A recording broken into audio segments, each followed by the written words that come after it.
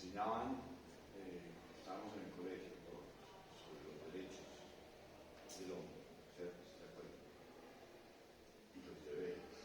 Pues como le decían, es que sus derechos van hasta donde comienzan los derechos de la otra persona, ¿cierto? Y a nosotros se nos olvidó eso. Se nos olvidó eso. Y ese es un problema de la ciudadanía y de la cultura, digamos, del pueblo colombiano. Y yo diría personalmente en muchas partes del mundo. Pero hablando de nuestro medio, que es que uno vive y se mueve, pues se presentan ese tipo de cosas desafortunadamente. ¿Sí? Cuando la autoridad, en el caso que usted pone, se pasa, no es quien vigila porque las cosas se hagan bien, sino porque sus intereses personales se resuelvan, ¿cierto? O se obtenga ese beneficio, bien sea inmediato o a futuro, ¿cierto? Pues está contraviniendo precisamente el sentido de la sociedad, ¿sí? Entonces, desafortunadamente hace carrera en nuestro medio, no el concepto de la autoridad como quien está administrando de alguna manera los recursos, está administrando de alguna manera una forma de hacer las cosas, una forma de comportarnos en sociedad, sino autoritarismo. Entonces se hace lo que yo diga y punto. Es el caso de tus menciones. Entonces, yo no volvería a votar por ese alcalde. Entonces, el problema es ese, es decir, las normas en general, lo que leíamos al comienzo, y vamos a tratar de terminar el curso con este tema, que es un poco más filosófico, ¿sí? Es las normas, y alguna vez yo les preguntaba, ¿para qué sirven? ¿Para qué existen las normas? ¿Cuál es la necesidad de que existan las normas? Desde el punto de vista, hablando de la sociedad, hablando de la profesión, ¿cierto? ¿Para qué? ¿Cuál es la necesidad? Porque el comportamiento anárquico, hablando filosóficamente, pues es un comportamiento que se define como la negación de la necesidad del Estado, que administra unas normas de comportamiento de los ciudadanos que pertenecen a una comunidad, ¿sí? Entonces, la anarquía se refiere más al desconocimiento de eso, decir, no, esto no es importante. Entonces, el problema es, si existen unas normas, las cumplirlas. Y es una forma, las normas y la ley generalmente lo que hacen es, o lo que se supone que deben hacer, es ponernos a todos en las mismas condiciones. Esa es la idea, ¿cierto? Todos vamos a actuar dentro de este marco de referencia y listo. Pero entonces, esa es la teoría. ¿Ya? Pero ya en la práctica, desafortunadamente en nuestro país, y cada vez uno lo ve día a día, todos los días, cada vez es peor. Quien administra la norma, quien debe además vigilar, porque se cumpla la norma, es el primero que la incumple. El primero que se la pasa por la paja. Entonces, inclusive nosotros como ciudadanos deberíamos, primero que todo, exigirle, ¿sí?, a nuestros administradores públicos que hagan cumplir la norma, pero que la hagan cumplir para todos, ¿sí? Porque esa es la forma en que nosotros somos iguales ante la ley, iguales ante todas las oportunidades que hay. Entonces, pues, es desafortunado eso. Pienso que el tema de la ética empieza como formación, como tú dijiste, es más de la casa. Cuando ustedes tienen hijos, ¿alguien tiene hijos? ¿Ustedes tienen hijos? Entonces, eso le pasa a uno cuando tiene hijos y los lleva al colegio. Entonces, en el colegio le dicen a uno, no, dicen, no, pero ustedes, ¿qué muchachos son los que están formando? Entonces en el colegio me dicen, no, nosotros lo estamos educando, ustedes que lo tienen que formar. ¿Cierto?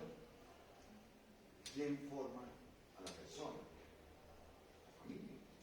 Por eso es tan importante la familia como concepto dentro de la sociedad. ¿Sí?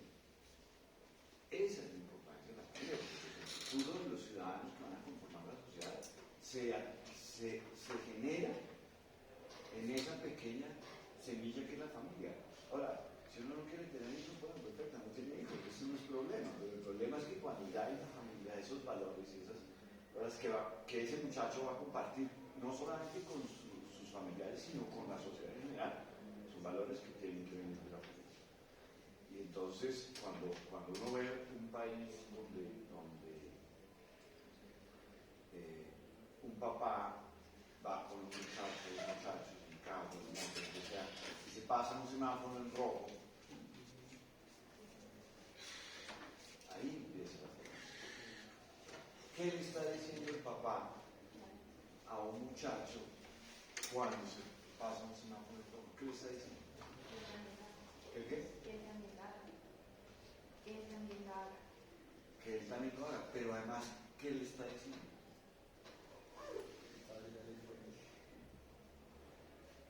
¿Sí?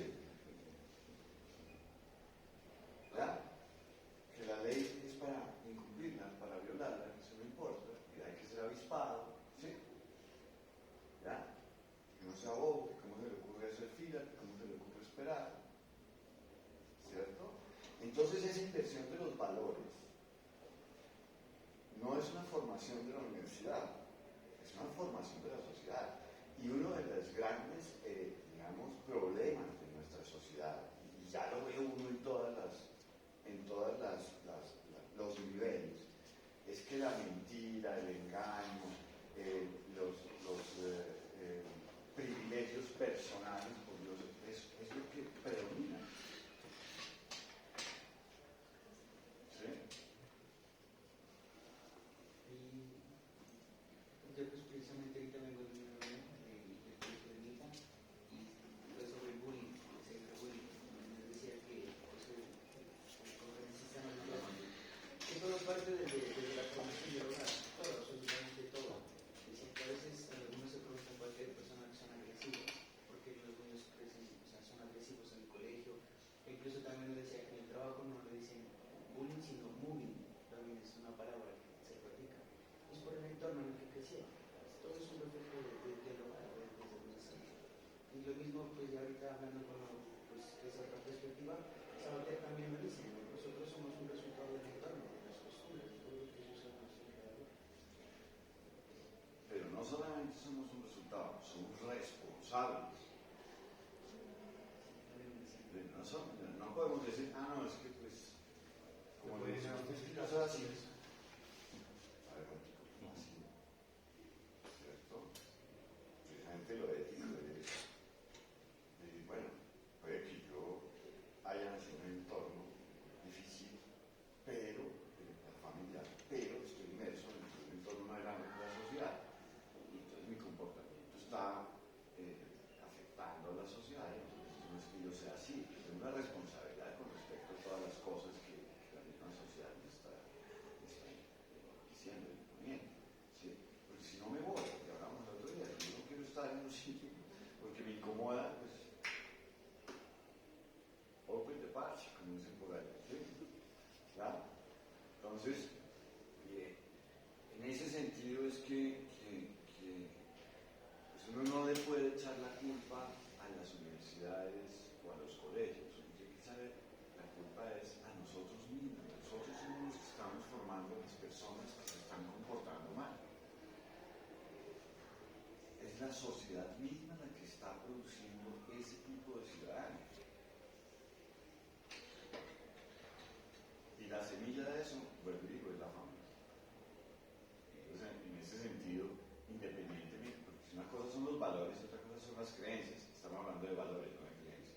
¿Listo? ¿Ok? Entonces, para que no entremos en esa otra discusión, que esa es otra discusión. ¿Sí?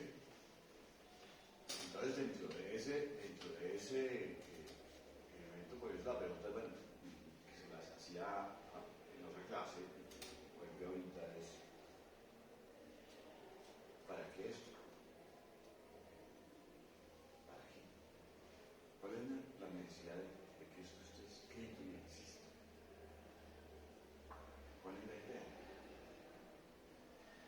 hay una frase que estaba yo leyendo ahorita aquí al comienzo que me parece un poco demasiado romántica en el sentido que debería ser más específica cuando la responsabilidad como profesional ante la sociedad.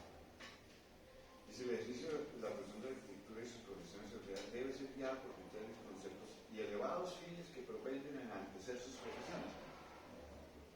Pero yo no sé si el fin sea enaltecer la profesión o más bien prestar un servicio, ¿sí? Bienestar. ¿Listo? ¿Ya? Ahora, que un servicio bien prestado, éticamente prestado, enaltezca a la profesión es otra cosa. Pero el fin debe ser que ese el servicio sea absolutamente de acuerdo y valorado por la sociedad. ¿Listo? Es lo mismo.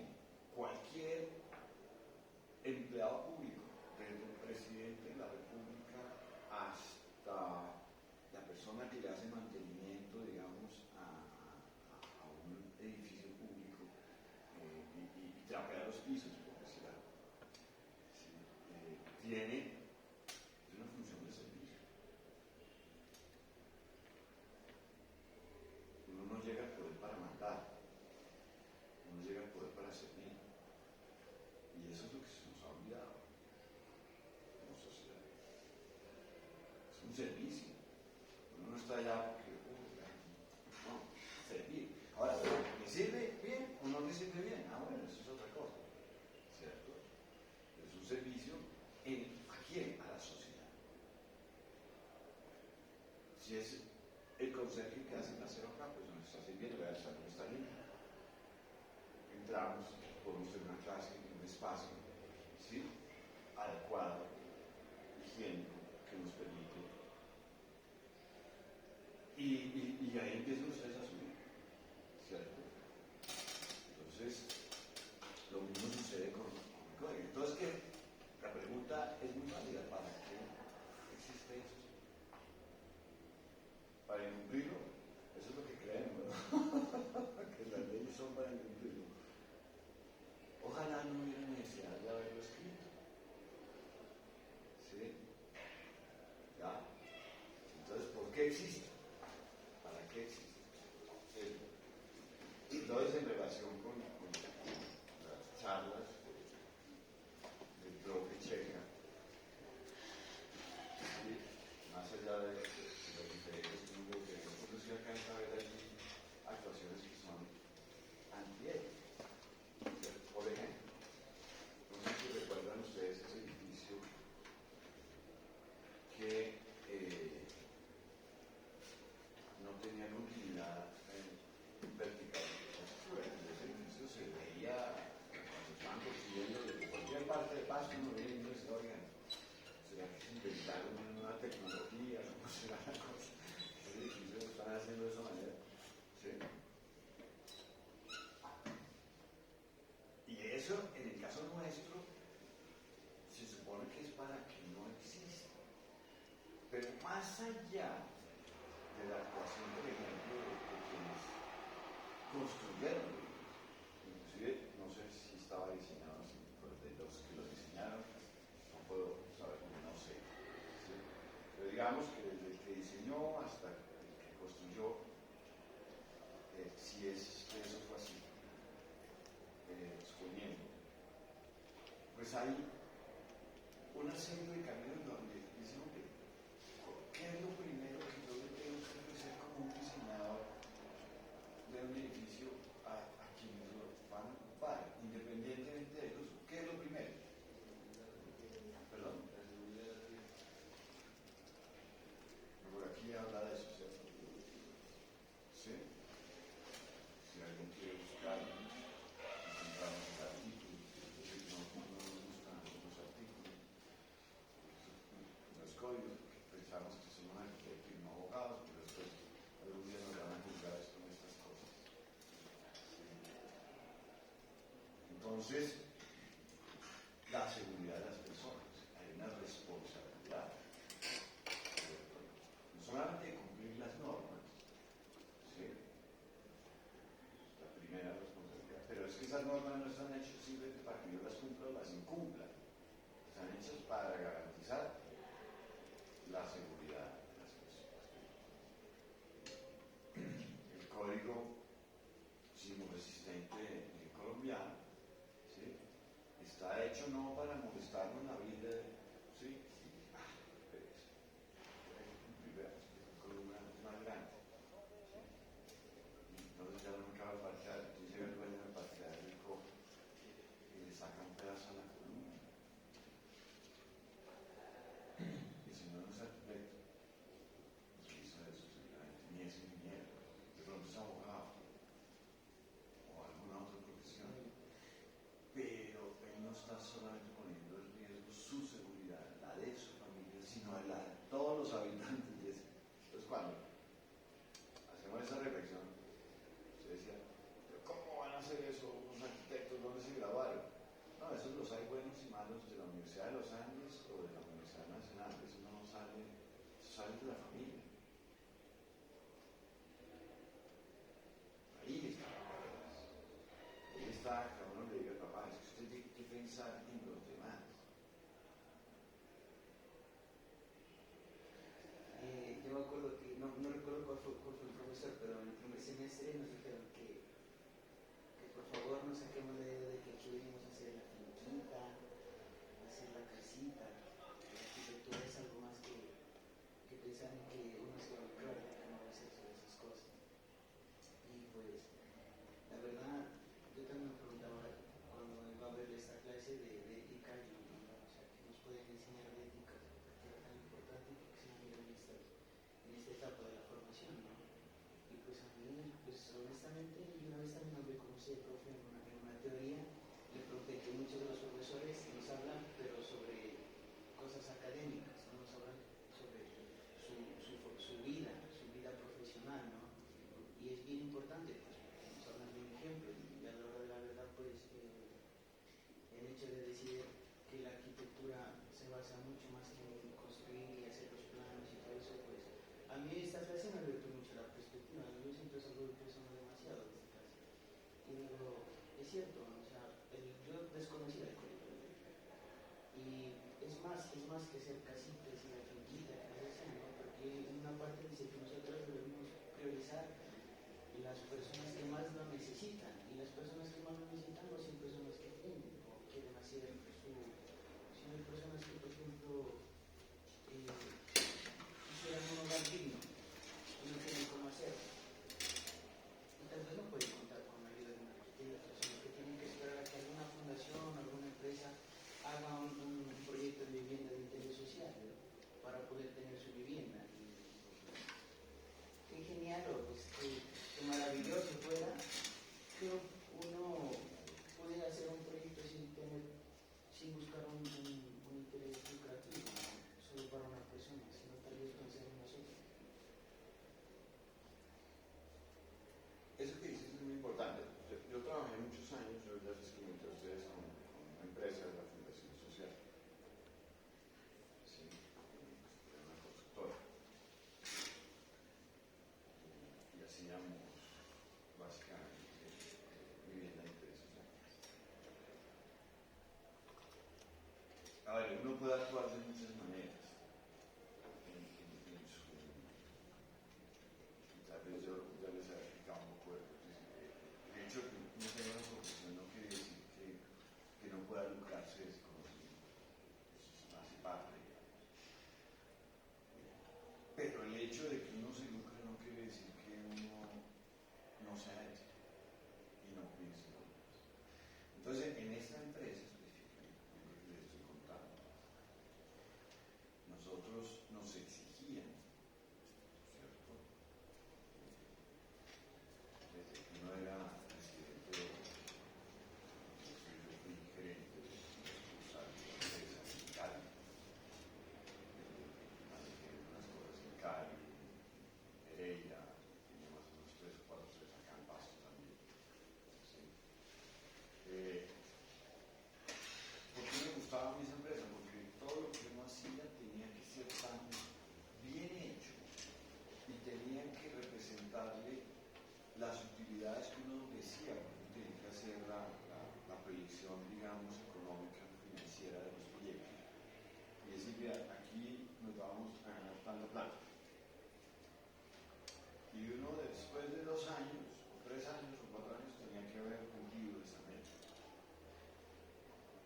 interesante de esas empresas y la fundación social es que esas utilidades no eran para los bolsillos de nadie, eran para, y siguen siendo todavía, para hacer proyectos sociales.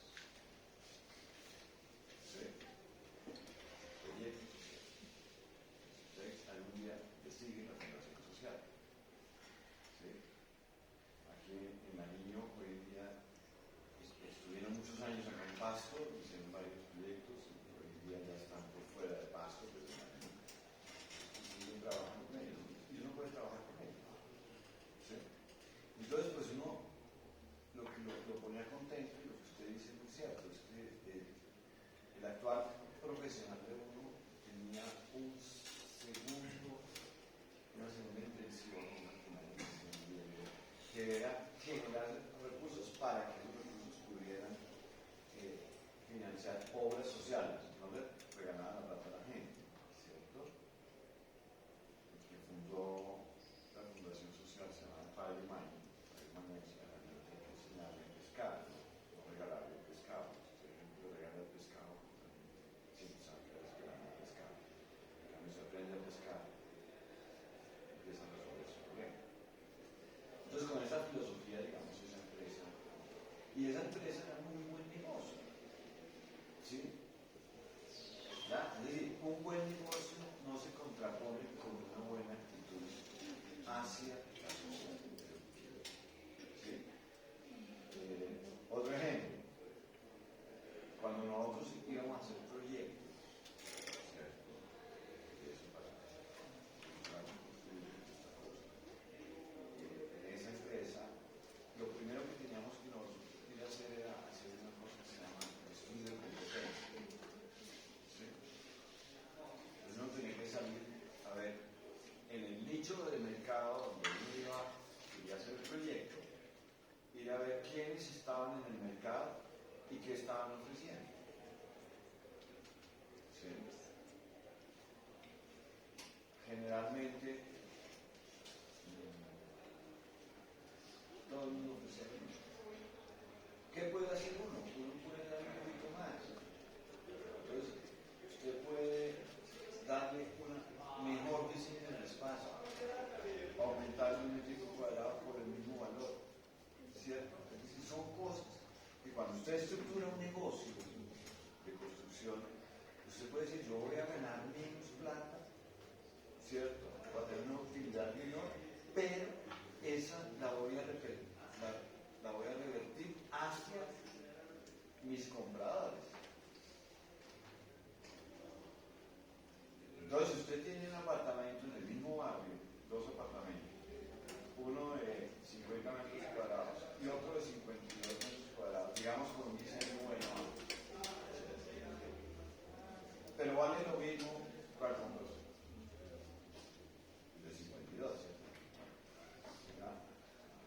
A eso se me refiero. Quien hizo el de 52 dejó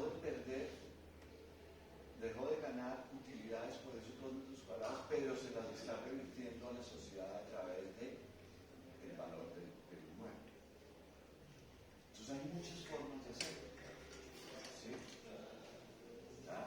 Otra forma es que usted llega al jardinero y vea, yo quiero hacer mi casita, pegarme un diseñito, listo, se lo hago. Es otra forma de hacerlo. Hay muchas formas de hacer eso. ¿Sí? Pero lo que te quiero decir es que la función social no solamente está, y no es solamente la definición personal de todas las definiciones, primero. Y segundo, que la función social no quiere decir que entonces uno no pueda obtener unas utilidades. Pues, la función social es que uno sea ético en eso. ¿Sí? Y si yo le ofrezco un venta, un apartamento con unas condiciones, con un metraje, ¿sí? ¿Cómo se miden los metros cuadrados? Por ejemplo, un apartamento en una propiedad horizontal. ¿Ustedes saben?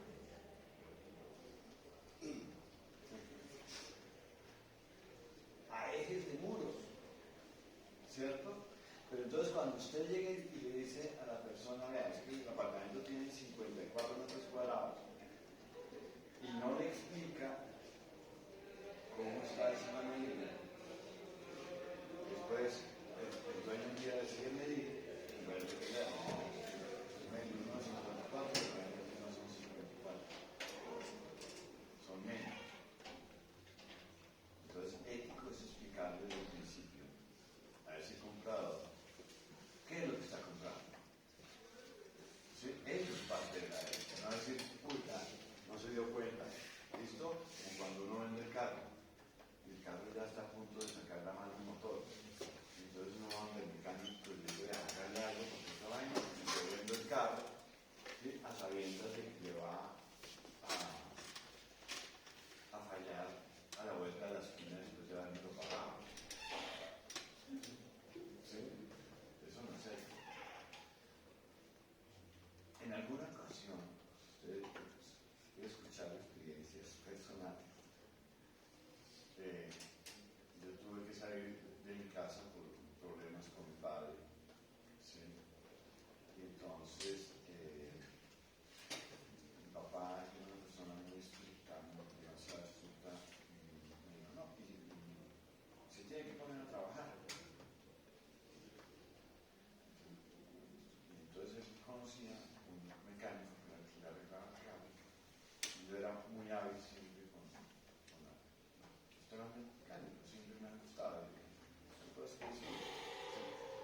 Entonces, el señor se llamaba, y todavía me acuerdo, era además coterráneo de mi papá era tolimense. ¿Sí? Y el señor era tolimense y tenía un negocio que lo fue agrandando muy bien, pero ya después entendí cómo fue que lo agrandó. ¿Sí? Hoy en día es un gran negocio en Bogotá. ¿Sí? Y entonces este personaje, entonces me fui yo allá a trabajar. Sí, pues, ya tocaba, o era eso o no había. ¿Sí? ¿Ya? Entonces, yo tenía que vender carros. Y yo soy muy mal vendedor. Terrible. Pero finalmente, terrible. ¿Sí? Para mí vender es dificilísimo. ¿Sí? Yo no sé vender porque empiezo a pensar en demasiadas cosas, entonces no soy capaz de vender.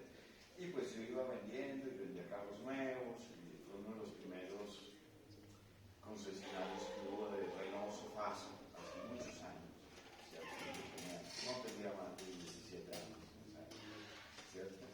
Entonces, este señor vendía carros nuevos y usados. Entonces yo iba muy bien porque vendía carros nuevos y bueno, me iba bien. No sé cómo ha sido, lo vendía bien. Nunca supe por qué me fue bien. ¿Sí? Hasta que un día llegó y me dijo, vea, había un Renault 6, pues. Me dijo, anaranjado, horrible, ¿sí? ¿Ya? Me dijo, vendas ese carro. Como yo sabía de mecánica, yo sabía cómo estaba ese carro, porque ese carro a veces me mandaban a traer repuestos de un lado a otro, y entonces me bajaba el carro, se rompía la guaya del acelerador, y entonces a mí me tocaba coger con el cordón del zapato, amarrando ahí al carburador y por la ventana acelerando. ¿Sí? Entonces, y el carro estaba en muy mal estado. Entonces llegó un día y dijo, venga ese carro a esta señora. Y entonces yo miré a la señora y le empezó a ofrecer el carro y la cosa, y yo me quedaba mirando a la señora. Y me quedé pensando, esos ahorros de la señora, es su primer carrito. ¿Sí? Entonces fui y le dije a la señora, yo no me voy a vender ese carro. Por eso me tengo que ir, me voy ya. ¿Sí? No se va a hacer. ¿Cómo? Ustedes lo venden, yo no. Y fui y le dije a la señora, no, compre ese carro. Ese carro tiene esto y esto. Listo. ¿Ya? Y uno como arquitecto tiene que ser igual, ¿cierto? Tiene que proceder de la misma manera. Uno no puede engañar a las personas. Uno puede decir, vean, es que ese apartamento se inunda y entonces, pero calladito, porque pues como ahorita no llegó el invierno todavía, entonces que lo compre y, ajá, ¿sí? ¿Ya?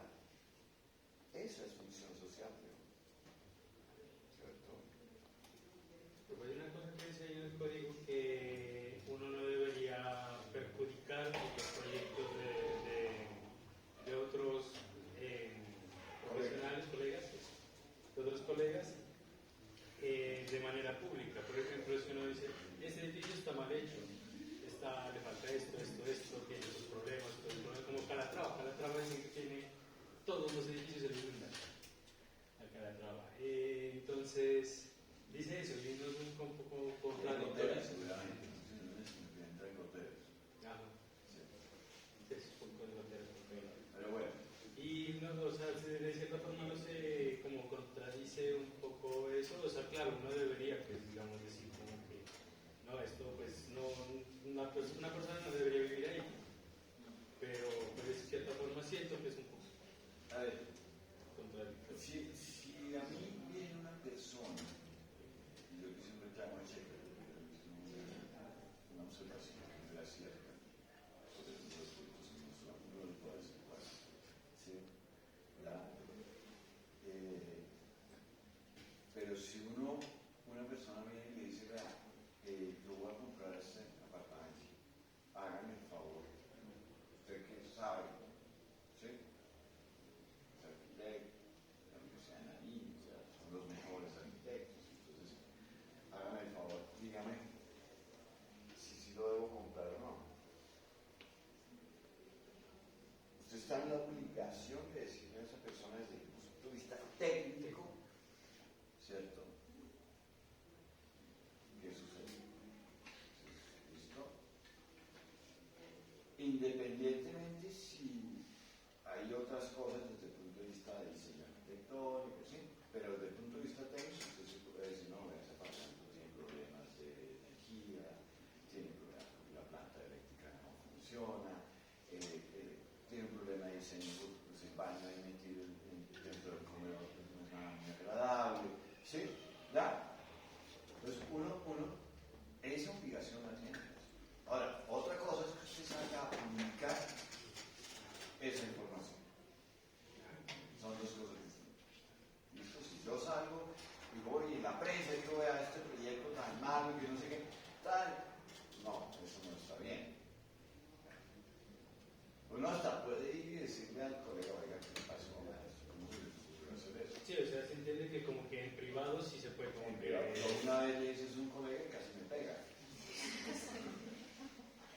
No, bueno. Sí, porque pues era una discusión más bien como profesional, como real, filas con estas cosas. ¿Sí?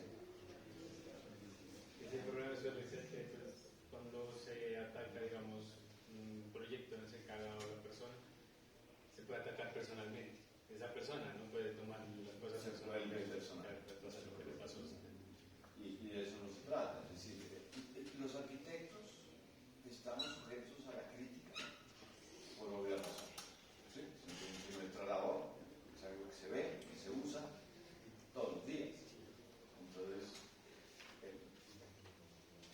habrá quienes adoren lo que uno haga y habrá quienes detesten lo que uno haga.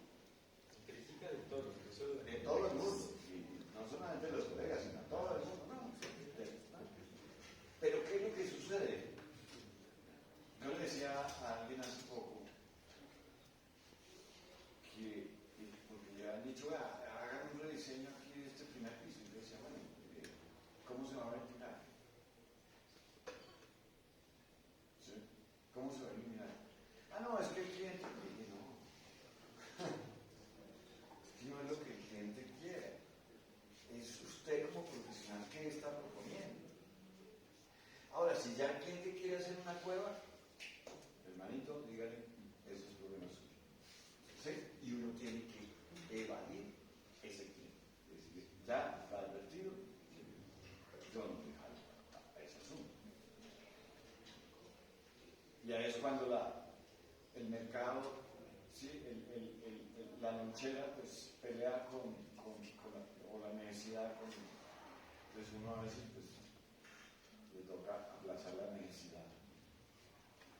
¿Sí? Y eso sucede.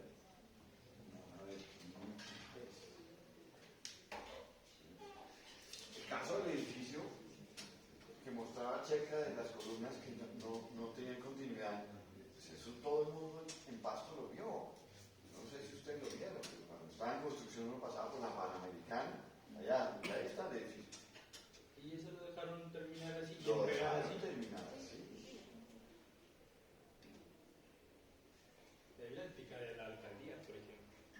Ahí le cae a quien aprobó la licencia. Y le cae a los diseñadores. Después.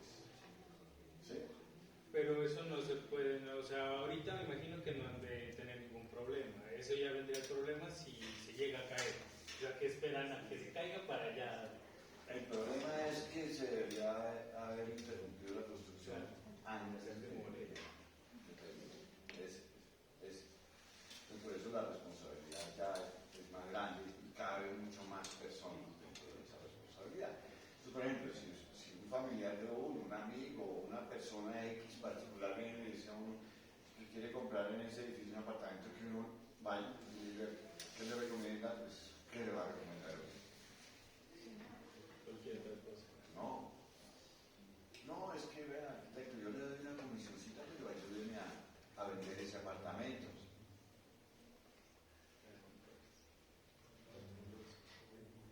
Si yo, a sabiendas, recibo esa comisión y ayudo a vender el apartamento, soy corresponsable de lo que pueda suceder. ¿Sí? Ah, no, es que yo no lo construí, yo no lo diseñé, pero yo como profesional de la escritura sí conocía cuál era la situación que estaba pasando ahí. Y mi cliente llegó y me dijo, vea, ¿sí? Entonces, digamos que el código de ética lo que pretende es precisamente evitar que ese tipo de cosas sucedan que no deberían suceder. En principio no deberían suceder. Pero eso es cierto, hay que actuar antes.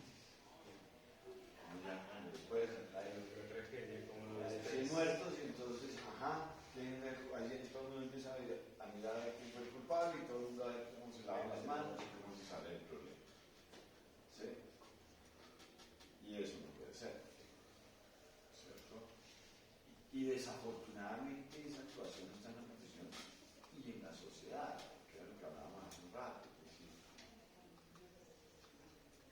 eso empieza desde el momento en que yo voy con mi hijo cogido de la mano por el andén. Nos estamos comiendo un helado y mi hijo coge el papel del helado y lo bota al piso. Y yo no le digo nada. Ahí empieza. ¿Sí? Eso que parece tan sencillo, eso que parece como tan inocuo, eso que parece,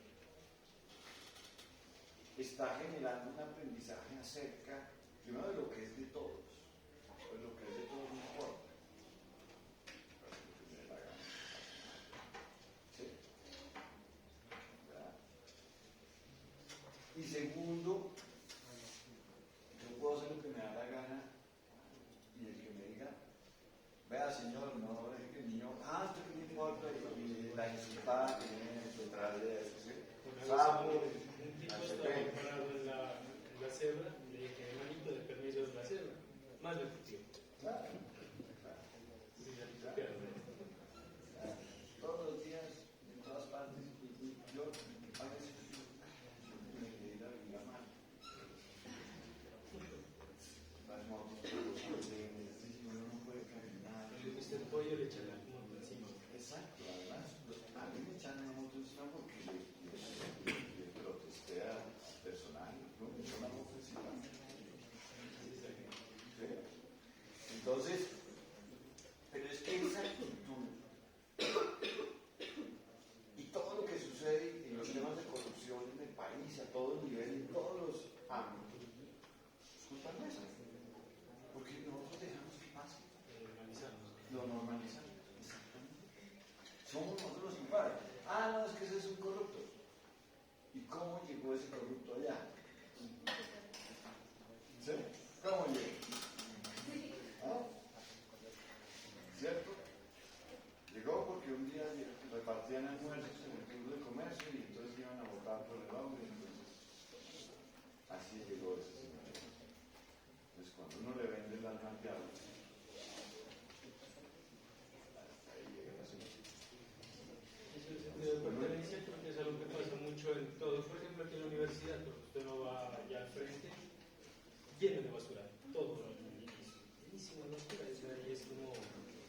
uno se sorprende saber que nuevas generaciones que deberían evolucionar, tener más cultura, están echando para atrás.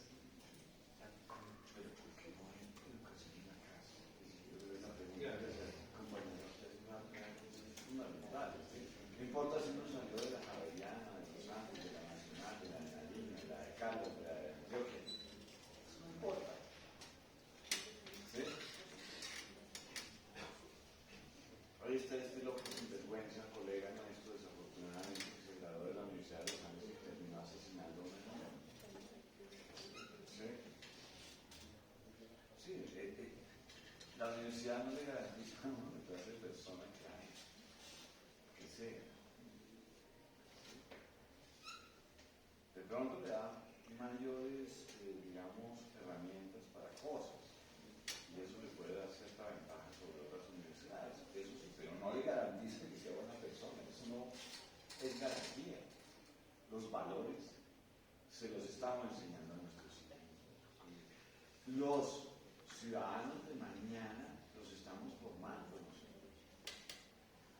Entonces, si nos queremos seguir quejando de la corrupción durante otros 2000 años, pues, vamos, simplemente dejemos las cosas. ¿Sí? Es más fácil no educar a un pelado, ¿cierto? Y ponerle la tranca. Es más fácil que no tiene un problema uno, porque uno le tranca al pelado y entonces tiene el problema con el pelado, el problema con la mamá. ¿Cómo le va a decir a la niña así? ¿Sí? ¿Sí o no? ¿Verdad? Cuando la mamá debería decir, oiga, efectivamente, olvídese, hágale caso a su papá, las cosas no son así. ¿Cierto? ¿Ya? Entonces ahí empiezan los problemas de la sociedad. Entonces, y ese muchacho que hace lo que le da la gana, ¿sí? Yo recuerdo, yo viví en Cali muchos años, estaba separado de yo estaba a cargo de mis hijos, ¿sí? Y resulta que yo tenía que ir a mercar, al supermercado, pues tocaba, no había nadie más, tocaba a mí hacer todo. Entonces yo iba a mercar y me llevaba a mis hijos, entonces, claro, los pelados empiezan, papá, que yo quiero esto, papá, que yo quiero lo otro, papá. Y puede que hubiera cómo, pero yo les decía, no. Oh, se botaba el pico. ¿Sí? A uno de ellos era el menor. Y entonces, ¿cómo le quité el problema? Lo dejaba ahí tirado. Problema.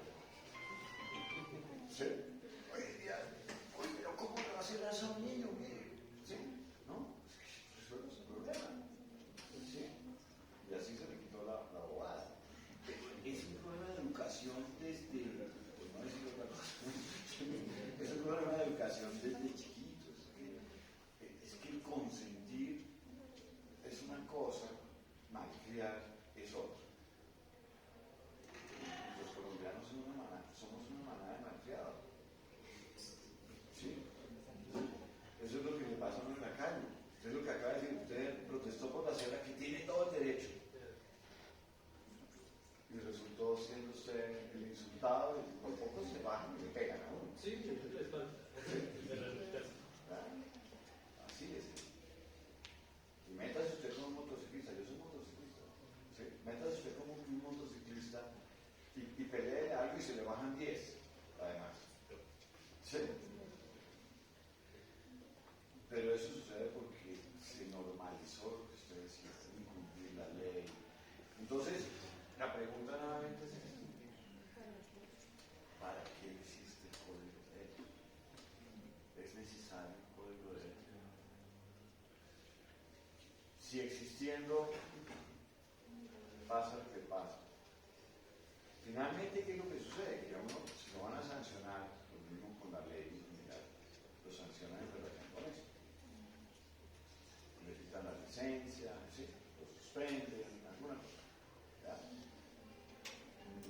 Aunque hay algunos que ejercen sin licencia.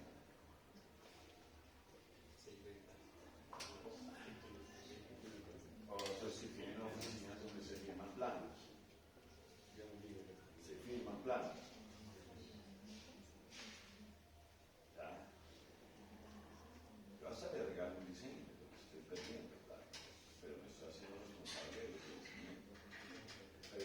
traiga un plan, yo se lo firmo, ni avala. ¿Sí? Ay, vean, háganme un favor. No, eso no se hace. Pero hay gente que vive de eso. ¿Sí? Y yo creo que los conocemos. ¿Verdad? Hay una responsabilidad muy grande, solamente con el tema de este edificio que a mí me parece terrible, de la estructura que no es continua. Dios quiera, como decía mi maestro, ahora tranquilo que todo tiende a no caerse. Bueno, que efectivamente todo tiende a no caerse. Pero otro es que a uno le dicen, bueno, cotíceme esta construcción. Y uno se sienta, hace su presupuesto, ustedes son expertos en presupuesto, ¿cierto? ¿Sí? ¿No? En análisis unitarios, ¿sí? Hacen un análisis unitario de una viga, ¿qué tiene que llevar? Un metro lineal de viga. Acero, ¿qué más? Acero tiene varios, tiene las varillas horizontales, ¿cierto? Superiores, inferiores, ¿qué más? Acero lleva. Los estribos, ¿qué más lleva? Alambre, se amarra, ¿cierto? Lleva arena, lleva cemento, lleva, no sé, gravilla en unas proporciones específicas que garantizan seguramente la resistencia de ese concreto, ¿cierto? El acero tiene unos diámetros, ¿cierto? Y van tantas varillas por metro lineal, ¿cierto? Tantas arriba, tantas abajo, tantas a los lados, ¿cierto? Los estribos tienen también unos diámetros y van dispuestos de una manera específica, ¿cierto? Nos mostraban el caso del space. Entonces, ¿cuál es la práctica? Cuando uno cotiza, digamos, una construcción, uno que hace, coge los planos, pásenme la información para yo cotizar. Sí, no, las vigas tienen tantos kilos por metro lineal de acero, ¿cierto? Y usted va sacando esas cuentas, pregunta cómo está el acero, tanto, puesto en obra, listo, tanto de acero. Pero yo me quiero ganar la cotización, entonces le disminuyo el 10% al acero por metro lineal. Y me gané la cotización. Y me gané la obra. Y yo soy más avispado que los otros. Y después se cayó. Sí. En todo hay una responsabilidad. Cada decisión que uno toma conlleva una responsabilidad. Cada decisión. ¿Cierto? No, que es que el ascensor Mitsubishi vale el doble que el ascensor que hacen acá en la esquina. Compremos el ascensor de la esquina y el resto de platica viene para acá. Y se cae ese ascensor lleno de gente. O ese ascensor genera unos problemas de mantenimiento impagables. ¿Sí? Entonces, no siempre lo barato es lo mejor. Generalmente a veces lo barato sale caro. Si uno cotiza algo, ¿cómo me puedo yo ganar la cotización sin tocar las especificaciones técnicas del proyecto? Esa es una buena pregunta. Bueno, entonces ¿cómo me gano yo una licitación? Si todo el mundo va a hacer un... ¿Sí? ¿Cómo me gano la licitación? Hay varias maneras, ¿cierto? Una manera, por ejemplo, yo conozco los distribuidores del acero, conozco los distribuidores de la tubería, conozco los distribuidores de la cerámica. Y entonces yo pacto con ellos de antemano una forma de pago y unos descuentos. Yo le digo, vaya, yo le doy ese negocio a usted, pero, y si yo voy a comprar toda la cerámica a usted, pero usted me da el 20% de descuento. ¿Sí? Yo le voy a comprar toda la cera a usted, pero me dan tanto por ciento de descuento porque yo le voy a garantizar, digamos, que usted ya tiene esa venta. Es hacer el negocio bien hecho. ¿Sí? No decirle no, mándenme hierro más. ¿No? O de mala calidad. En una época llegaba aquí hierro chino malísimo, ¿cierto? O cemento ecuatoriano malísimo. ¿Sí? Ya, entonces, cemento ecuatoriano, eso no pasa nada. ¿Sí? Entonces, yo puedo hacer negocios de volumen que permitan, si el proyecto es grande, que permitan que yo voy y negocio con usted. Estoy en la ferretería, vea, le voy a comprar tantos millones de pesos en acero, hágame el favor, ¿cuál es el descuento? Ah, me dicen, pues, ¿cómo me va a pagar?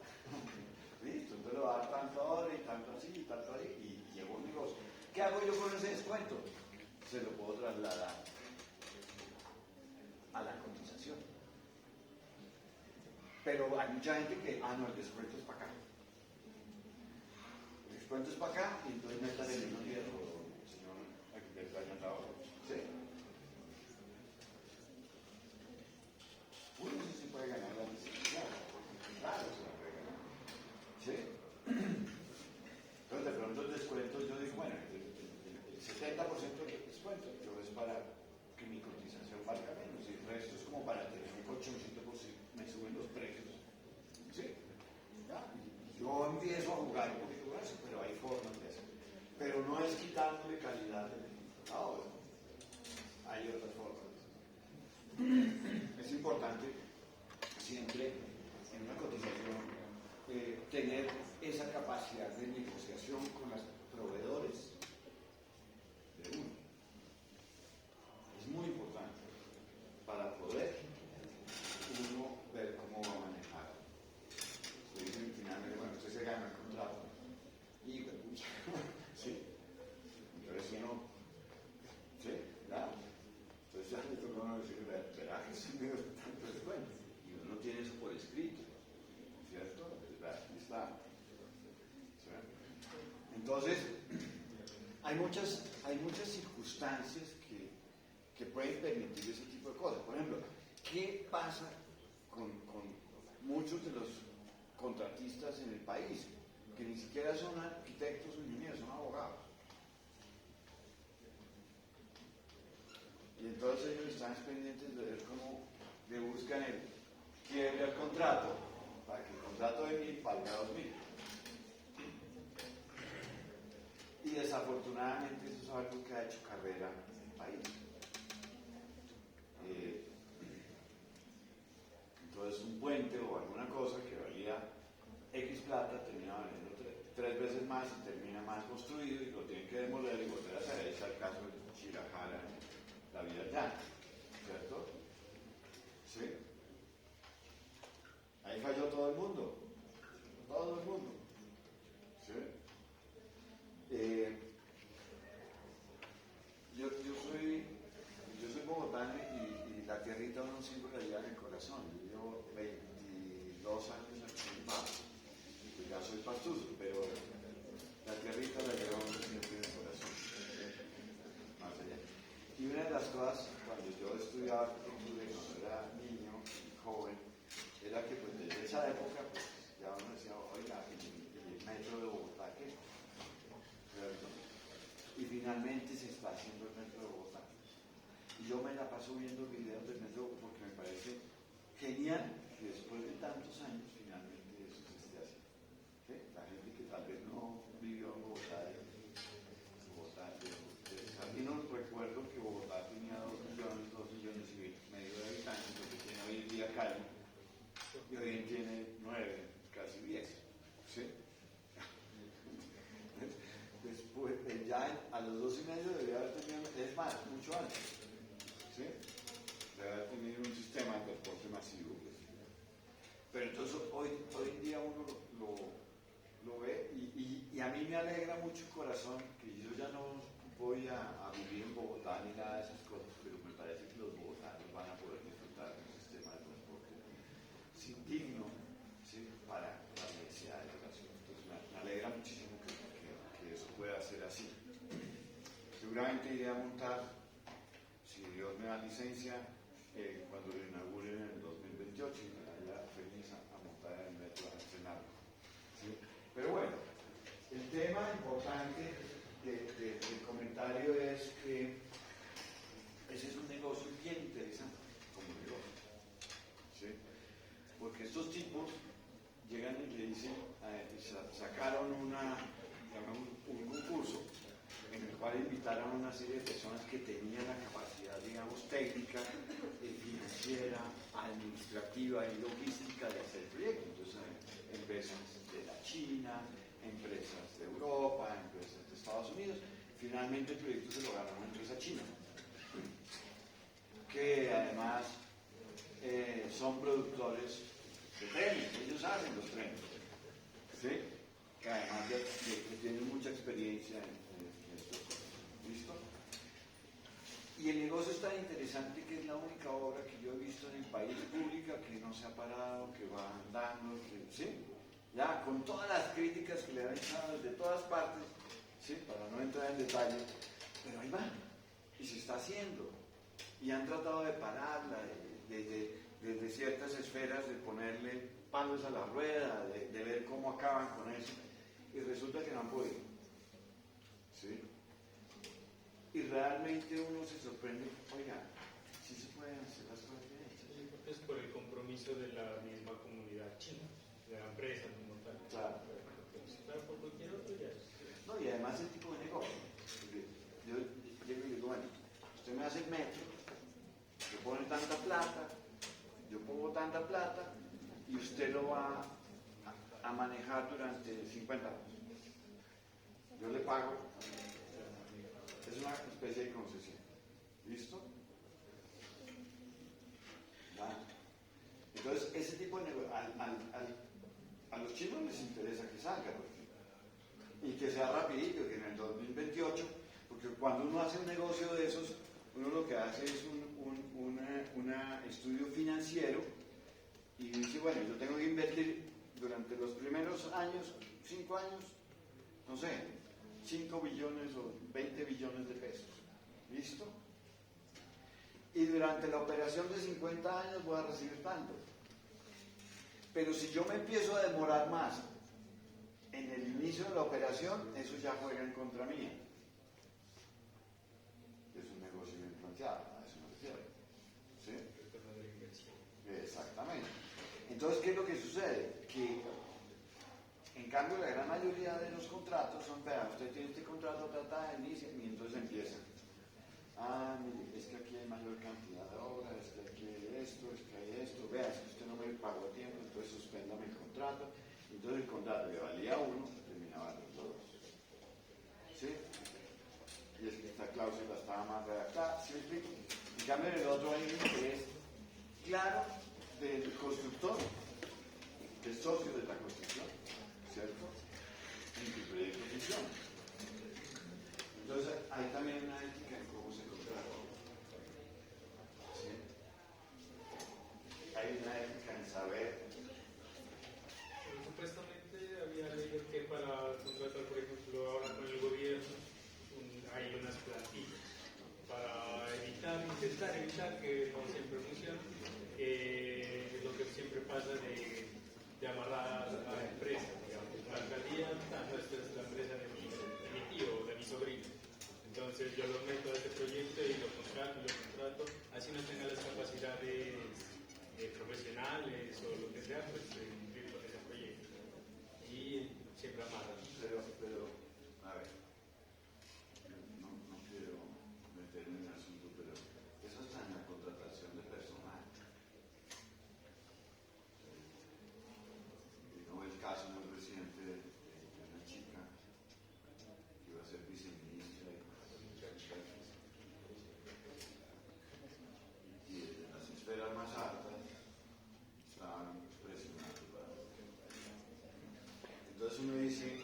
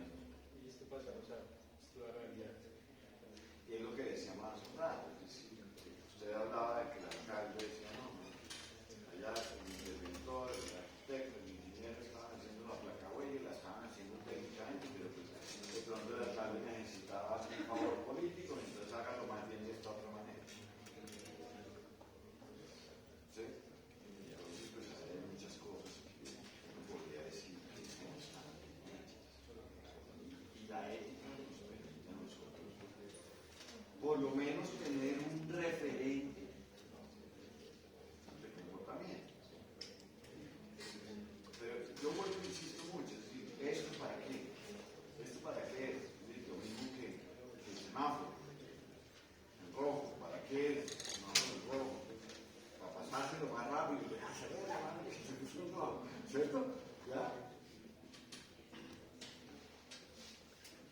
¿Sí? Entonces, al principio del curso, entonces, en una charla les decía, es que ahí empieza la ética, nosotros educamos, lo formamos en valores, ¿ya? No se trata de que usted se las gane todas, ayúdele, como usted dice, compañero, al otro amigo suyo a resolver su problema de matemáticas que no sabe cómo, ¿sí? Ya que usted sabe más, sea buen compañero, ¿sí? Ya que usted por lo menos lo mandan con 200 pesitos para la lonchera, dele 100 al amigo que sabe que lo mandan sin nada, ¿sí? Ese tipo de cosas, ¿ya? Y eso no es una cuestión política, es una cuestión humana, de formación, no es de posturas, es humano, simplemente son cosas así. Entonces, pues, la idea es esa. No sé si hayan visto ustedes dentro de lo que nos mostró el profe Ricardo, tengan alguna duda, tengan alguna pregunta en relación con este tema, para que la discutamos. No sé aquí.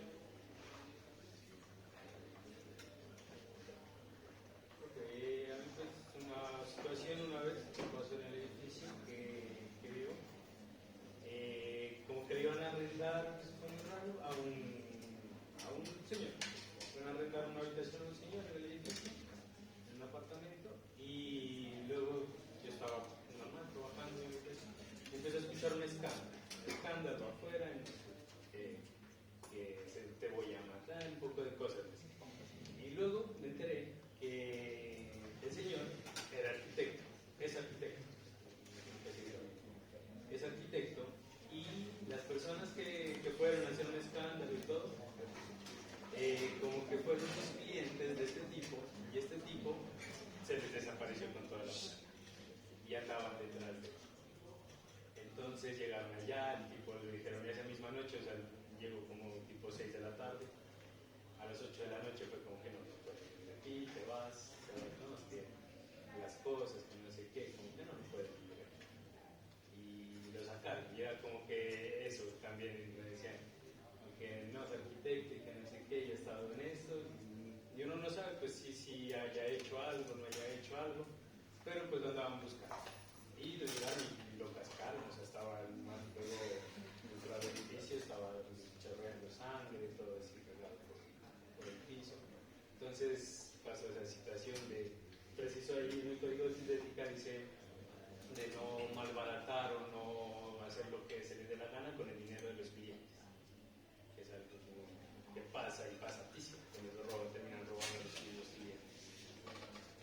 Es una de las cosas más importantes. Yo conozco varios casos de eso. A ver, hay muchas formas de hacer negocios.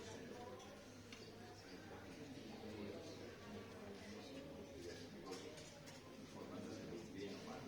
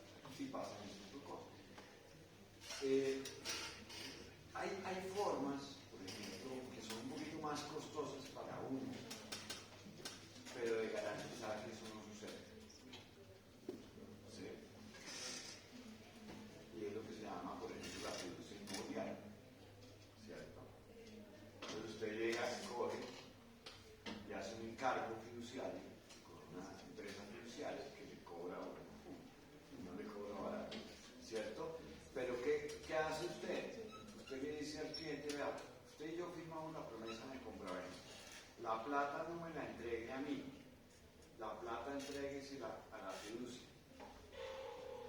al encargo fiduciario, ¿cierto? Y entonces, la instrucción es que usted le va a dar a la fiducia, es que cuando yo le entregue a usted, me pasen la plata a mí. ¿Sí? O sea, el constructor construye con su propia plata. El constructor, sí y no. O sea, sí, El al constructor principio del tiene programa ya le crédito, entregan. tiene su plata, ¿sí? ¿Ya? Y entonces, ¿qué es lo que pasa? ¿Yo qué es lo que hago? Simplemente yo le entrego, con el acta de entrega, ¿cierto? Él me da la plata y yo puedo hacer muchas cosas con esa plata. Yo puedo o hacer más o simplemente ir a pagar el crédito mío de constructor. Y fuera de eso, como ya le entregué, le digo al banco, ¿sabe qué? Mire, el pedacito de deuda de ese apartamento lo tengo yo como constructor, hágame el favor, se lo subo al señor y ese señor sigue pagando unas cuotas que ven adelante. ¿Listo? Ese es el negocio. ¿Verdad? En general, cuando hay una fiducia inmobiliaria y usted es constructor, usted tiene un crédito, ¿sí? Entonces usted va al banco y si está de buenas, si lo quieren en el banco, entonces le presta. ¿Sí? ¿Tiene plata? No. Ah, entonces no le prestamos. No, no tengo plata. ¿Sí? ¿Verdad? Pero bueno, digamos que uno consigue un crédito constructor y tiene unos intereses mucho más baratos, ¿cierto? Que el crédito, digamos, al comprador, ¿sí? Y si es para vivienda o vivienda social, son intereses mucho más baratos, ¿sí? No lo estoy haciendo propaganda de los bancos, me han faltado, ¿sí? Simplemente explicando el mecanismo, ¿no? Entonces yo cojo, tengo mi platica, ¿cierto? Yo ya tengo un lote, porque yo ya tengo, para que me presten, tengo que tener el lote, tengo que tener el proyecto y tengo que tener una plata. Entonces yo puedo tener un socio que es dueño del lote, otro socio que tenga la plata, ¿cierto? Y yo soy el que se hace el diseño y el que se construye. ¿Listo? Entonces hacemos una sociedad, nosotros hacemos unos contratos que se llaman cuentas de participación, ¿cierto? ¿Verdad? Entonces uno metía 2 o 3 personas en el negocio, entonces, porque a veces uno no tiene todo, ¿sí? No tiene parte. Entonces uno previamente se pone de acuerdo en cómo es el negocio. Entonces con eso se consigue usted un crédito constructor. Entonces dicen, bueno, sí, el proyecto, entonces ellos además son arquitectos, ¿verdad? No, esos apartamentos no se venden, no son comerciales, entonces usted le toca terminar haciendo el crédito al banco. ¿Sí? Ya, por eso aparecen tantas cosas que me dicen, ¿qué pasó acá? Sí. Entonces, finalmente se consiguió el crédito. Y usted, generalmente lo que uno hace, lo que debe hacer, cuando uno hace un edificio, es un poquito más complejo que cuando usted hace casitas. Porque cuando usted hace un edificio de apartamento, usted tiene que terminar el edificio para entregar un apartamento. Y tiene que hacer la inversión de todo el edificio. Mientras usted tiene un proyecto de casitas, usted puede ir entregando ¿sí? Y simplemente ¿sí? Entonces, pero digamos que es un edificio. Entonces, cuando usted hace la proyección financiera del proyecto, usted lo que tiene que hacer es decir, cómo se va a mover la plata en el proyecto. Entonces, yo empiezo a vender, ¿cierto? Y entonces, yo empiezo a vender y empiezo a vender, saco el proyecto, pongo publicidad, hago un apartamento modelo, ¿cierto? Y empiezan las ventas. Cuando usted ha hecho el estudio financiero, usted tiene lo que se llama el punto de equilibrio financiero del proyecto, ¿cierto? Lo tiene que saber. Yo, si vendí el 50%, estoy haciendo un ejemplo. No es que sea así siempre, eso depende de cada proyecto. Cuando tenga vendido el 50% del proyecto, ¿sí? Ni gano ni pierdo. Por eso se llama el punto de equilibrio. ¿Listo? Entonces yo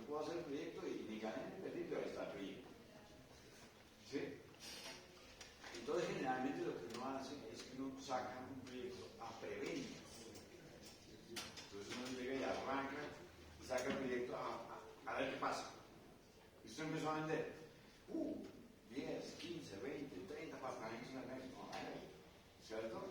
Lo vendió. Un apartamento al mes.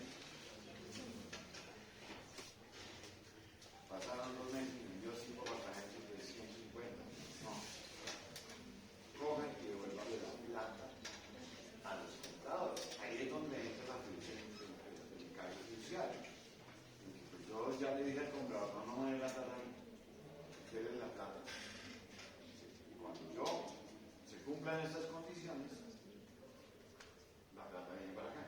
Solo tendría que también ver la viabilidad del proyecto, si es comercial.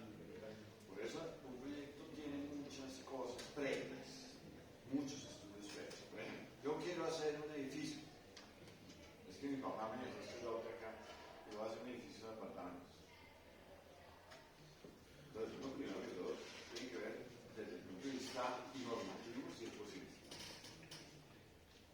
Y la primera reflexión que uno hace en un proyecto de eso, ya no estamos saliendo del tema de la ética, pero pues tiene que ver un poquito. ¿Sí?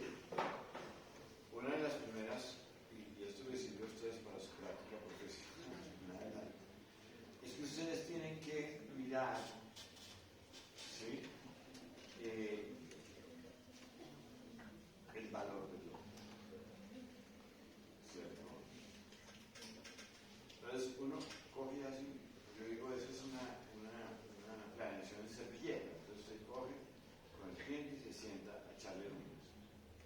Entonces ya fue a planeación y dice, sí, efectivamente usted puede hacer ahí 7 pisos, el área es de tanto, entonces más o menos eso me puede salir 20 apartamentos, por decir algo. ¿Sí?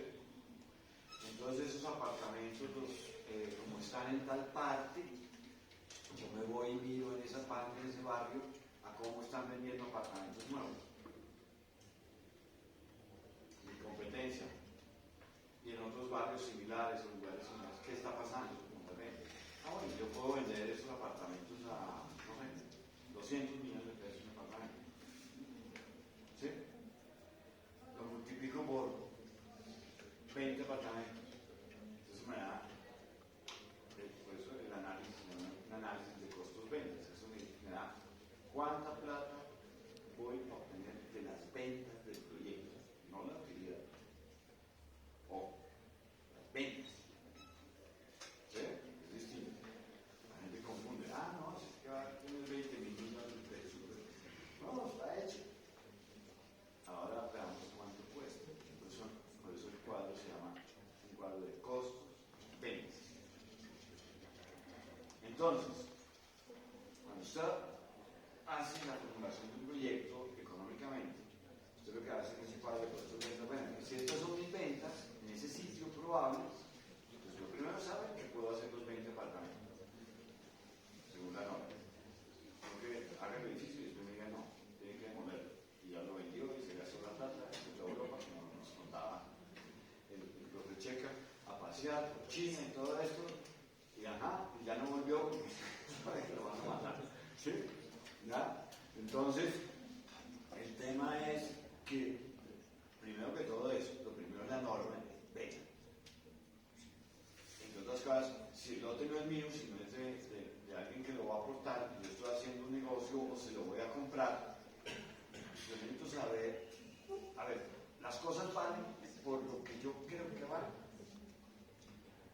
Y las cosas valen por lo, en el caso del lote, por lo que realmente yo puedo hacer con ese lote.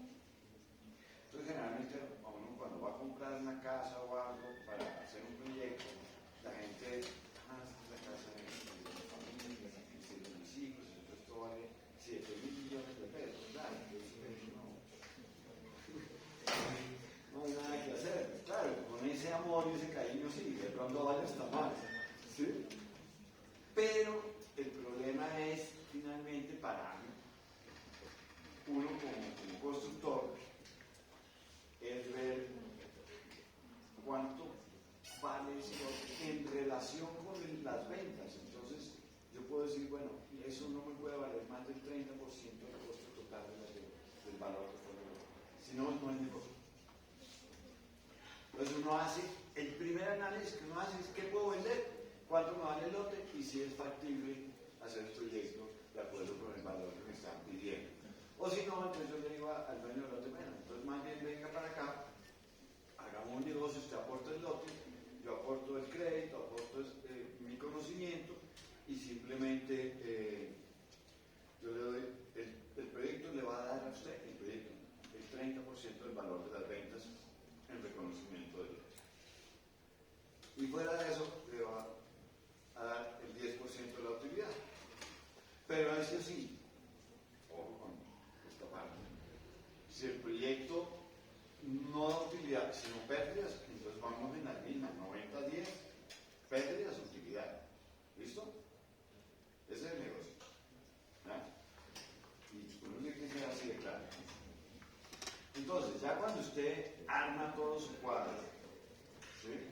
Finalmente, usted lo que tiene es que ver, arranca a vender, y una cosa muy importante en un proyecto, por eso es que a mí me sorprende porque se demoran tanto vendiendo los proyectos. Yo digo, ahí tiene que haber plata del otro lado. ¿Sí?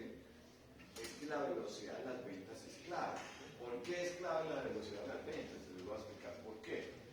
Porque si yo no vendo rápido como lo tenía planeado, ¿cierto? Y no escrituro rápido, yo no le puedo subrogar mi deuda de constructor a los compradores rápido, porque no lo he entregado.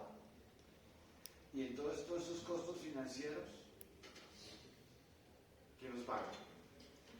Entonces, dentro de la estructura del proyecto les decía, yo tengo los costos de construcción, ¿cierto? Generalmente es más o menos el 60%. O sí, los costos de construcción, donde incluye mano de obra, material, equipos, todo eso, ¿sí? Más los costos indirectos que pueden ser entre el 45, y esos nadie los tiene en cuenta, ¿no? ¿Cuáles son los costos indirectos? ¿Saben ustedes que saben de proyectos? ¿Cómo? No. ¿Cuáles son los costos indirectos? Los costos financieros, lo que me toca pagar por la planta. ¿Sí? ¿Qué más? Las licencias.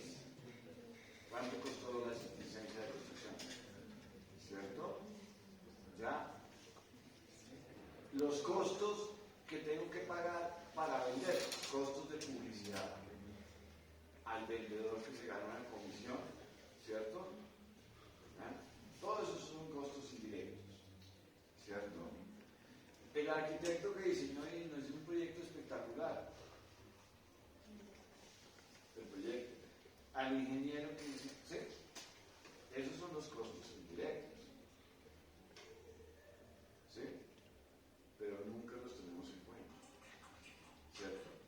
¿Y por qué no los tenemos en cuenta? Por eso es que yo dudo mucho en ciertas obras, porque no, yo tengo la plata en el bolsillo para construir. Y uno se queda así y dice, bueno, si usted tiene la plata, perfecto, venga a ver. Pero resulta que la gente dice, sí, yo vendí 2.000 millones de pesos y le metí solamente como 800. Y me demoré 4 años haciendo el proyecto. ¿Cuánto dejó de ganar la persona que puso los 800 millones de pesos en intereses por esa plática que finalmente saca pecho porque vendió en 2.000 y vendió esos 800 y resulta que lo que terminó fue perdiendo plata en términos reales? ¿Sí? Entonces, digamos que el negocio tiene que ver con eso. Entonces, éticamente, cuando uno arma un negocio de esos y no quiere tener problemas con los compradores y quiere que haya confianza de los compradores para que se metan en el negocio, vea, hagamos un encargo fiduciario. Ah, sí, a mí como constructor me vale eso. Quiere decir que mis utilidades son enormes. Entonces, en la estructura final del proyecto, yo digo, el lote me vale el 30, ¿cierto? Los indirectos me valen, ¿sí?, de las ventas, el 40, ¿cierto? No, póngale un poquito menos, que te valga otro 30, 60. Construirlo me vale otro 30 o 35, ¿sí? Y mis utilidades son entre el 10 y el 15, no más.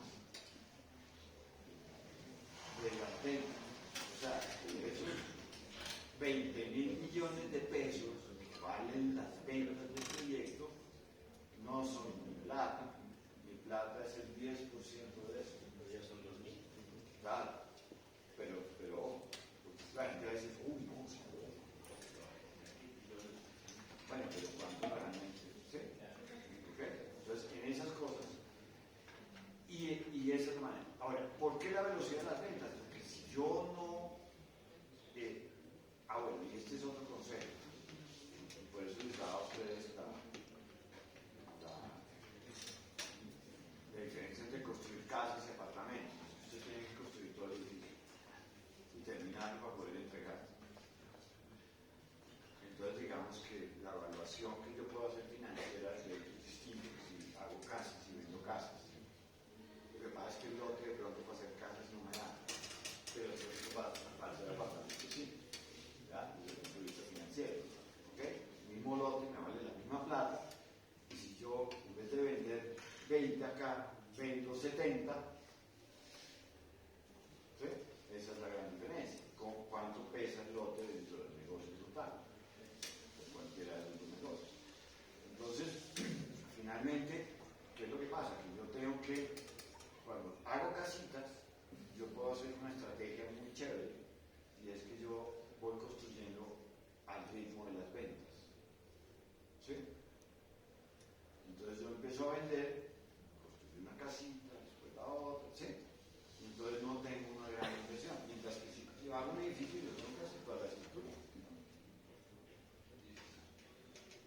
No hay otra forma de hacerlo, ¿cierto? Entonces yo tengo que estructurar el negocio con una estrategia mucho más firme, ¿no? Y recuerdo la práctica antes y para eso la filosofía.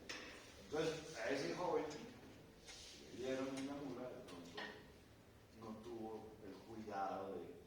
No, ya era señor, unos 50 y algo, 60. Por eso, no tuvo el cuidado de garantizar que esa práctica, que finalmente no es de uno, no se la dieron para que no se fuera a pasear a Miami, ¿sí? Se le dieron fue para hacer el proyecto. Entonces, tenga cuidado. Entonces, el encargo fiduciario es costoso. Quiere decir que mis utilidades ya no son del 10, sino deben ser del 9, pero yo estoy tranquilo. Y la tranquilidad muchas veces es mejor paga que la plática, ¿cierto? Entonces, ese es un consejo que yo les doy. Ustedes garantícenme a ustedes, a sus clientes, que la plática está segura. Que si a uno le pasa algo, inmediatamente hay unas condiciones en un negocio en el cual usted puede ir a reclamar su plata. ¿Sí? Yo le digo a la fiduciaria, a mí me pasó, vean, yo hice en Cali, teníamos unos socios complicadísimos, hartísimos, gente de Armenia, de esa gente que tiene plata y se siente muy desesperada. Entonces, y teníamos un lote muy interesante. Hicimos un proyecto de interés social, y el primer proyecto que hicimos con ellos era para hacer algo así como unos cerca de 1000 apartamentos.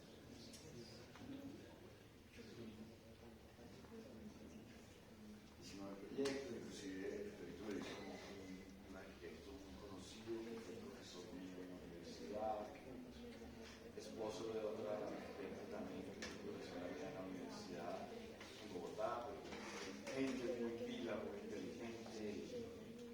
Hicimos un concurso privado, los invitamos a ellos y a otros arquitectos, otro arquitecto muy interesante, que salió hablando de Pedro Alberto Mejía y la esposa de Liliana Bonilla.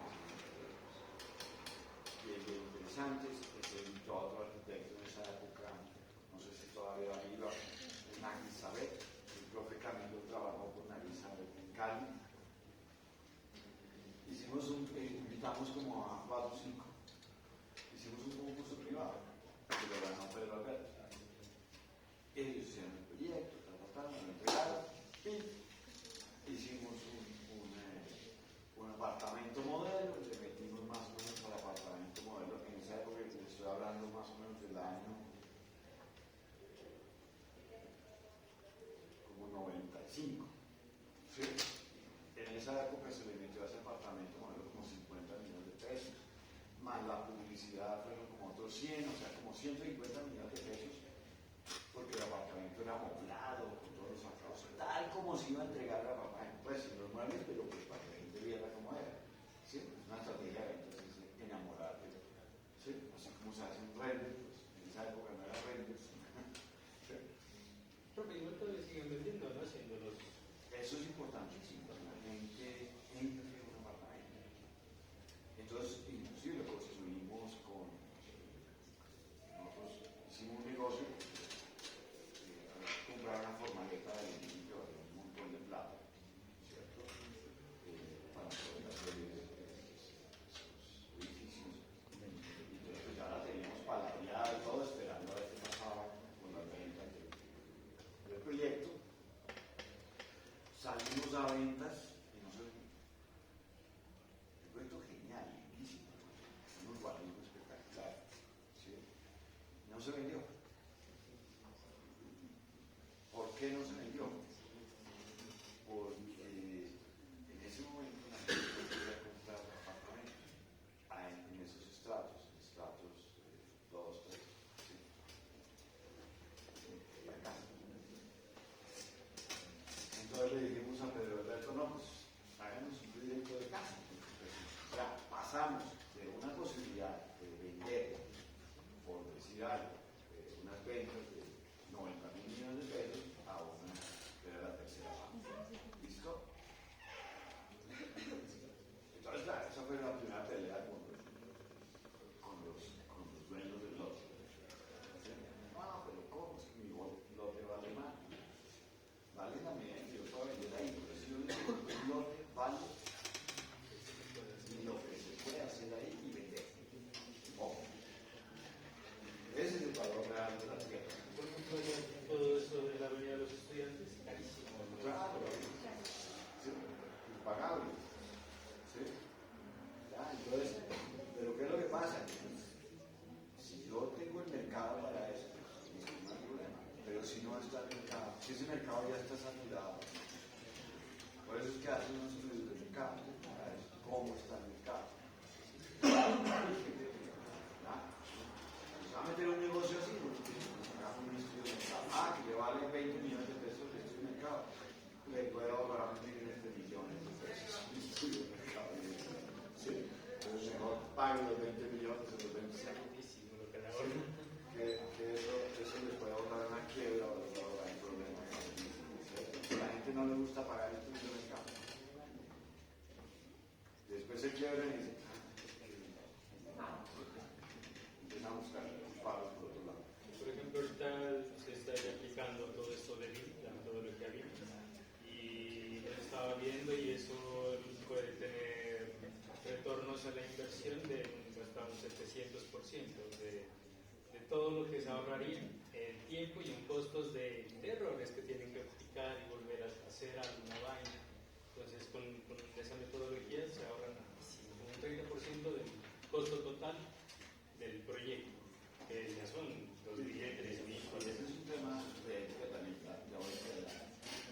Eso es, muchachos. Nos quedan, mientras charlamos, unos 2 minutos, saquen una hojita.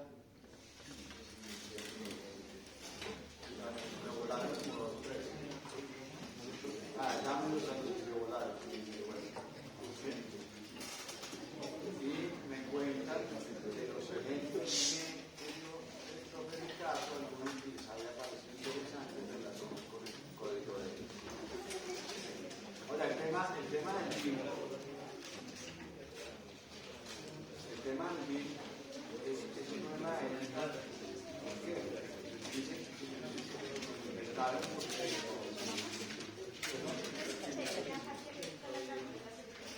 no, cojan uno de los ejemplos de Checa y relacionenlo con el tema del código.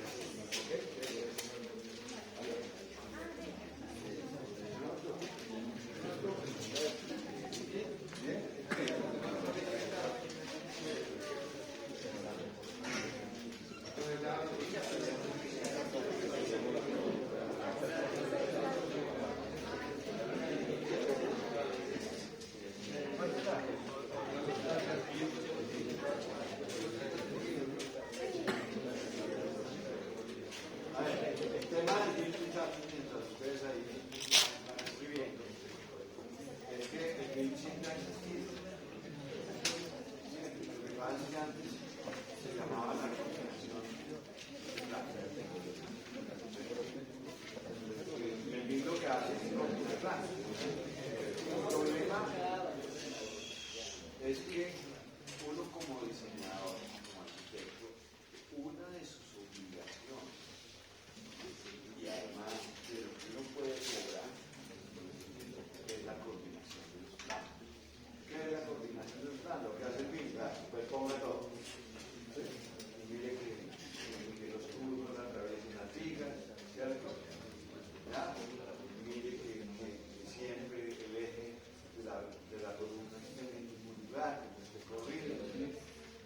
Cómo cada uno de los proyectos de ley, que le pasan las tuberías, el excelorrazo y la estructura, todo eso tipo de cosas lo hacen los libros. Eso se llama coordinación. Hoy en día se llama BIM, porque se hace en un programa. Antes le tocaba a uno a la antigüita, ¿no? A uno le tocaba esa con papel más Pero después el modelo 3D y ahí está exactamente cómo se va a construir. Ahí mismo está. Antes le tocaba hacer el papel antiguo, ir montando los distintos proyectos, empezar a analizar cada parte del proyecto, a ver dónde había problemas y solucionar. Por ejemplo, ahorrar muchos procesos, por ejemplo, lo de contabilizar, que se toca cosa por cosa, columna por columna. Para presupuesto. Presupuesto, un proceso de analítica.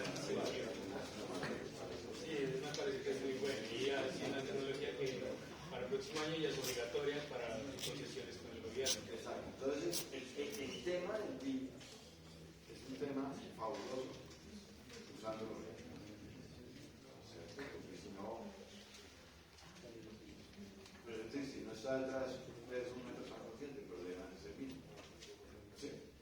¿Ya? Entonces ahora ya el interventor es BIM. ¿Sí? Lo revisa usted, pues si no esté bien hecho. Entonces, esos son temas interesantes, porque si uno de alguna manera tiene que irse metiendo a eso.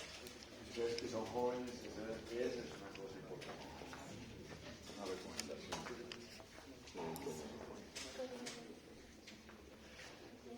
Y de una vez para la próxima clase, nosotros tenemos por ahí 2 capítulos pendientes del libro de ética para amador, ¿cierto? Nunca los charlamos. ¿Sí? Eran 4, los últimos, 4 y 5. No lo discutimos. 4 y 5. ¿Listo? Entonces, 4 y 5 para la próxima clase, para la charla.